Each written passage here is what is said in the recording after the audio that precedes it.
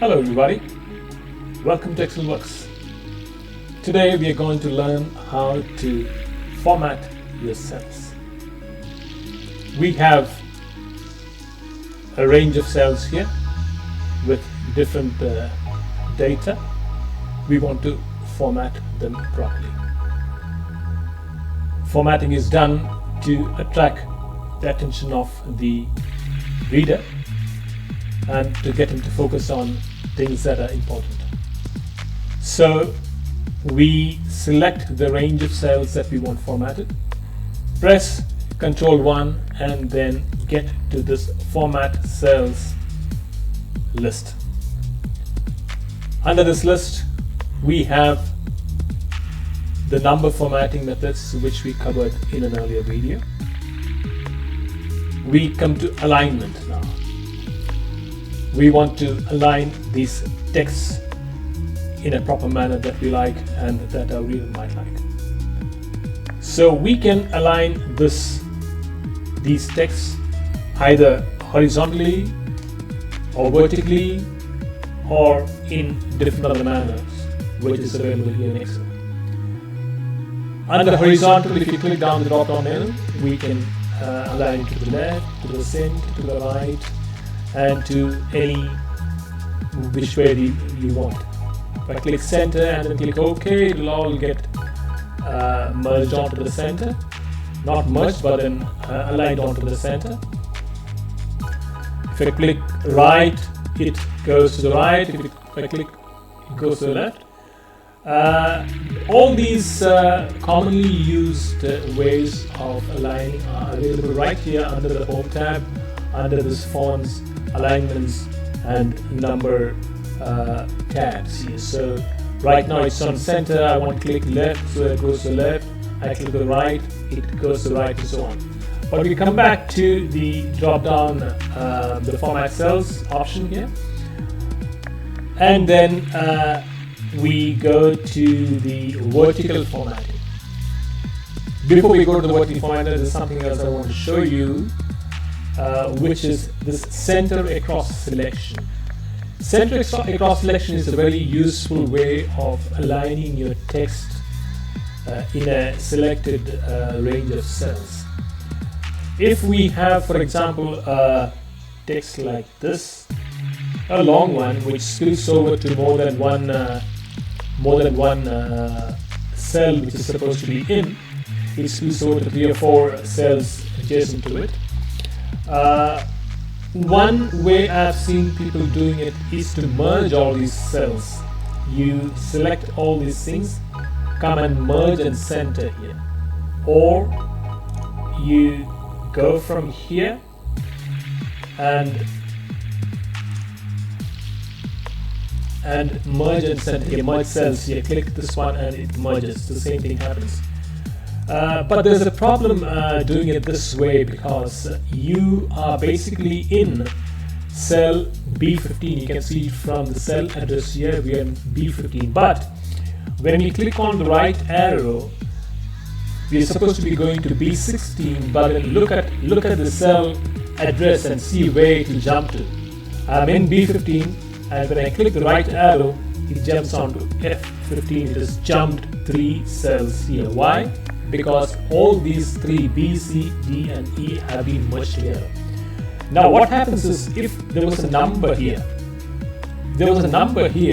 and with the cells merged like that, you will have problems in calculations. So it is not advisable to merge cells like this, and instead use this other way of doing. Let me come back here.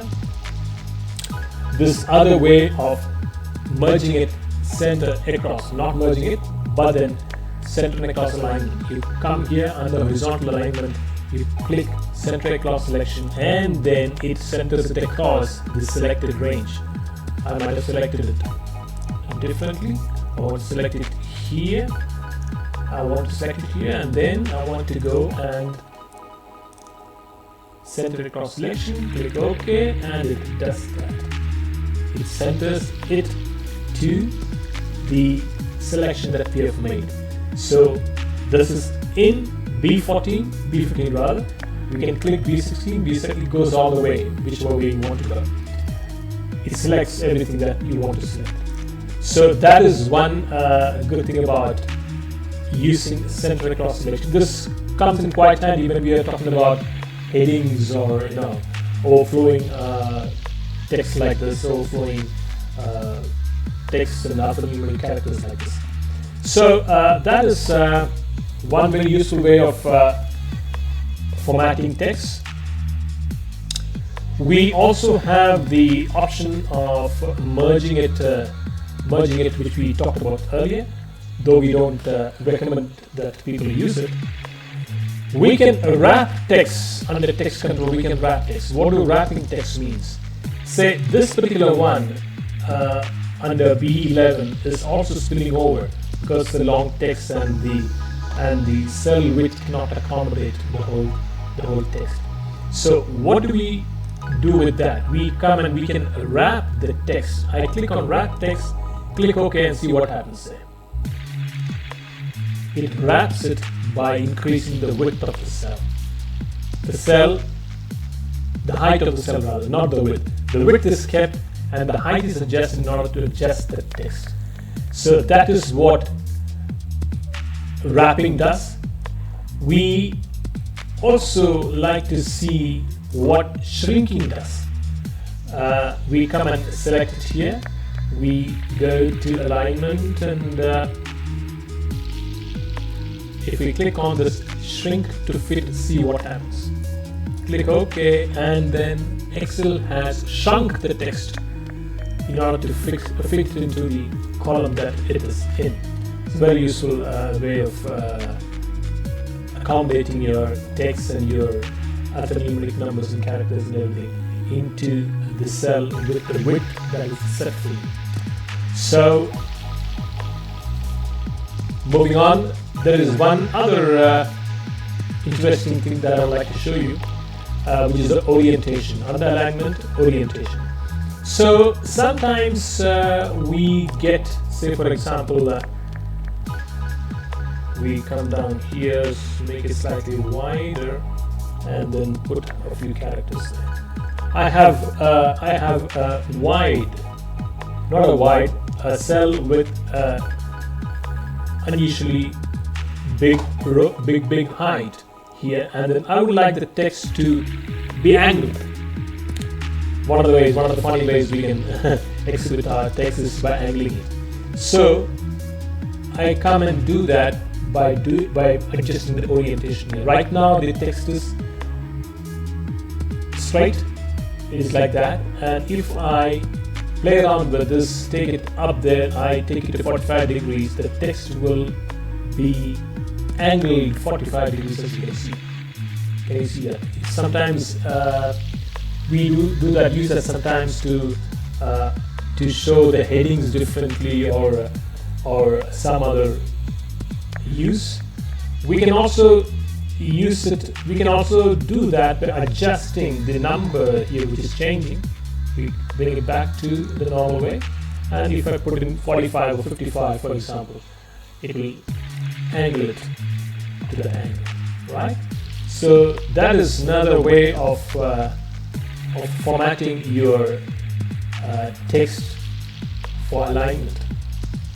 Moving on, we format the font. The next tab is the font. From here we can pick any number of font styles available. For us, there's plenty of font styles, so you can pick any of them. I normally like to do either Arial or Calibri or one of those fonts. So I pick that, Algerian here, for example, and this is aligned, needs to be straight. So that is Algerian now. So you can pick any font that you want, and then it will change accordingly. There's also the font styles where I can pick regular bold italic or italic, and then increase the size or decrease the size, whatever I want. Whatever I do here, I can see the preview here before it gets applied to the cells. I can also pick the font color from here. I want to have a nice emerald blue, so that is displayed here before it gets applied onto the cell. I can give it effects before coming to the effects. I can underline it by single accounting or double accounting or any of those options available here, or go with no underlines at all. I can strike it through like that and then display it, and sometimes we do it when we are working on somebody else's data and we are correcting something, and then it needs to be shown so that the original logger knows that we've corrected it, or some comments or something like that. So that is striking through. Superscript and subscript, what it does is superscript will take the data right to the top left corner of your cell, like that. Right here it is. There it is. It takes it right there like that. And then subscript does just opposite, to take it to the bottom corner of your cell, like that. So that is to do with your fonts. We also have borders. We apply borders to our cells, and we do it using this particular tab here, and these are all the sizes of the lines we can use for our borders. I want to use a thick border here, and then once I've selected that, these are options available where I want the borders to be. Top here, top, the same border style will be applied. Bottom, right corner, and left corner. I can also do this so that the line is applied across the cell. If I do that, then see what happens here. That's what happens. So we can use all those ways of putting borders, and it can be, those lines can be colored whichever way you want it to, and so on. So that is borders for you. Now we come to fill. We fill our cells sometimes with colors or with patterns. So I've picked this one, and all these are available here. These are commonly used ones. All these are available here. I can put the fill here. It will fill with the color that I want to. I can pick another color, and it does that. It fills up with that color. But to do it from here, from Control 1 Format Cells, we can use any of these colors to fill our selection. This is selection. So Control 1, there, I'm choosing this nice color here. So it fills it up with that color. Or we can also use patterns to fill our cells. Pattern color, the pattern style, we want to do this mesh style here so that gets applied. Text doesn't show properly, but that's one of the ways to fill your cells.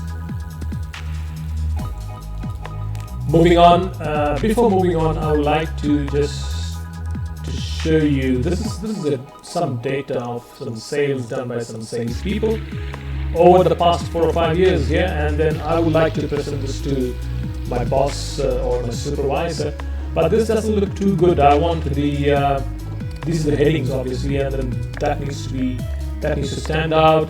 The data needs to be formatted properly, grand total needs to come out properly. So I use the options that we just learned to format this properly. So I can either come here, highlight it, and then use the options available here, because all the common ones available here. Or I can go to Control 1 after selecting selection. I want to put in a nice Algerian font, 12 size, bold. I want an underline, and probably I want it in a nice blue color here. So I've done that, and see what happens. Right, I want all these numbers to be formatted in a number format. I pick it up from here. I don't want the commas, I don't want the decimal places rather. I want to format this one here nicely, just like this one. So go back there and then apply the same font style so that it looks nice and presentable. I use a double accounting for this one. Is it bold? No, it's not bold. I want it bold. There you go. So the numbers can be formatted from here. It probably looks better than what it was originally. It is presentable certainly. And so that is what we have for you with this particular table. There's one more thing I wanted to show you under formatting of cells. The last tab, which is protection. There are many times where we share our worksheet and workbook with our colleagues, and obviously these are all formulas appearing here. Totals are formulas. This is a formula definitely, and we do not want our colleagues to fiddle around with those formulas so that we lose them, and then we might lose track of what we had done earlier. So what we do is we protect these sheets where formulas are appearing, especially so that people do not fiddle around with them, we lose them. So what we do is, to use protect, we select the whole sheet, the top left corner there, the triangle that is shown there. So now it is selected the whole sheet. We go to Control 1, we go to protection, right? And as default, the locked box is checked here. So we uncheck the box first. So none of the selected boxes in selected cells in the sheet is locked now. We click OK first, right? So Excel actually helps you by showing this green rectangle on top of the cells where there are formulas. I select them.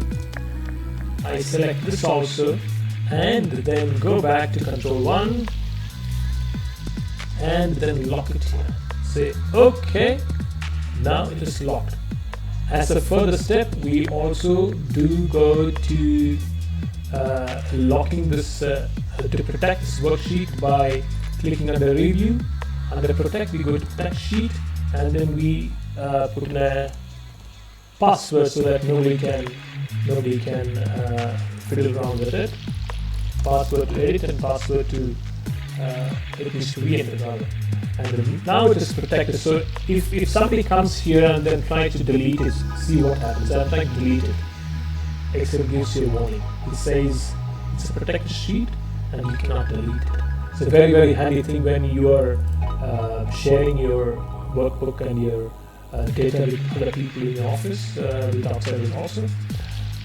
All these other numbers are available for changing. I just put 2000 and automatically changes. The formulas are already there. Formulas cannot be changed. Try and delete it, you get the warning. So that brings us to the end of today's video. We learned how to format our cells,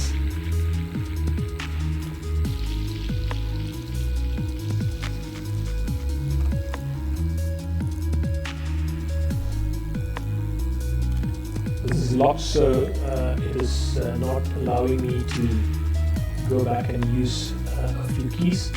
So I go unprotect.